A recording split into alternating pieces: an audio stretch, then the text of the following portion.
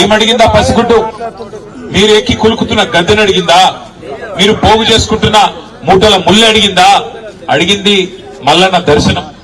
దర్శనానికి పోతా అంటే ఇవాళ కులం పేరుతో దూషించడమే కాకుండా గణేష్ మీద దాదాపు 20-25 మంది దాడి చేసి తన్నినంత చోట తన్నకుండా తన్ని చివరికి ఆ తమ్ముడిని ఇబ్బంది పెడితే, అన్నా ఈ పసిగుడ్డు ముఖం చూసన్నా ఇడిచిపెట్టానన్నా, మావాడు ఒక్కడున్నాడు, మీరు 20 మంది తంతున్నారని చెప్పి ఆ అమ్మాయి మౌనిక వచ్చి ఆ పసిగుడ్డునన్నా ముంగట పెడితే దయగలుగుతుందేమో, మానవత్వం అనేది ఉంటే మనిషిలో ఆ పసిపిల్ల ముఖం చూసన్నా ఊకుంటారేమో అని చెప్పి ఈ అమ్మాయి మౌనిక వచ్చి వాళ్ళని ప్రాధేయపడ్డది, బతిమలాడింది.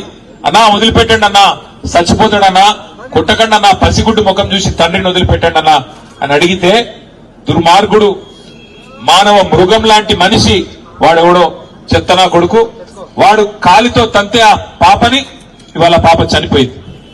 ఇట్లాంటి మానవ మృగాల్ని మరి శిక్షించాల్సిన పోలీసులు ఏం చేస్తున్నారని నేను అడుగుతా ఉన్నా. మరి మౌనిక పోయి గణేష్ పోయి మా బిడ్డ మీద దాడి జరిగింది, మా మీద దాడి జరిగింది, దయచేసి కంప్లైంట్ తీసుకోండి అంటే, లేదు లేదు మీరు సరిగ్గా రాసియలేదంటాడట. నేను అడుగుతున్నా పోలీస్ అధికారిని, నీకు ఉద్యోగం ఇచ్చింది ఈ రాష్ట్రం, నీకు జీతం ఇచ్చేది ఈ రాష్ట్ర ప్రజలు, రేవంత్ రెడ్డి కాదు, ఆయన తొత్తులు కాదు. నువ్వు చేయాల్సింది, సేవ చేయాల్సింది బాధితులకు. ఎవరి మీదైతే దాడి జరిగిందో వాళ్ళు వచ్చి నీకు షికాయత్ చేస్తే, కంప్లైంట్ ఇస్తే అది కరెక్ట్ గా లేదంటవా? సోమోటోగా తీసుకోవాలి. నువ్వు తప్పు జరిగితే సోమోటో తీసుకోవాలి. సోమోటో అంటే నీ ఎంచట నీవే స్వచ్ఛందంగా తీసుకోవాలి. వాళ్ళు షికాయత్ చేసే అవకాశం కూడా ఇవ్వద్దు. కానీ నువ్వేం చేసినావు?